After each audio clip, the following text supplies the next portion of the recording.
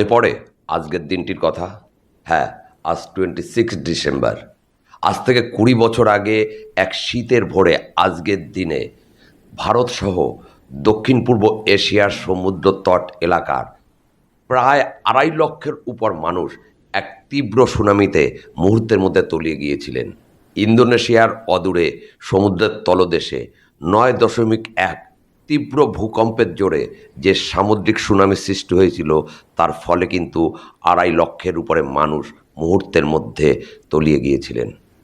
পরবর্তীকালে উপগ্রহ চিত্র বিশ্লেষণ করে দেখা গিয়েছিল সুনামি তৈরি প্রাককালে সমুদ্র কিন্তু অনেকটাই ভিতরে ঢুকে গিয়েছিল। আর ঠিক তারপরেই 30 থেকে 40 ফুট উচ্চতার ঢেউ এসে আছড়ে পড়েছিল সুমাত্রার দ্বীপসহ দক্ষিণ পূর্ব এশিয়ার সমুদ্র উপকূলে। হ্যাঁ, দক্ষিণ পূর্ব এশিয়ার সমুদ্র উপকূলবর্তী এলাকা ক্ষতিগ্রস্ত হয়েছিল সব থেকে বেশি, কিন্তু রেশ কিন্তু সারা পৃথিবী জুড়েই কম বেশি দেখা গেছিল।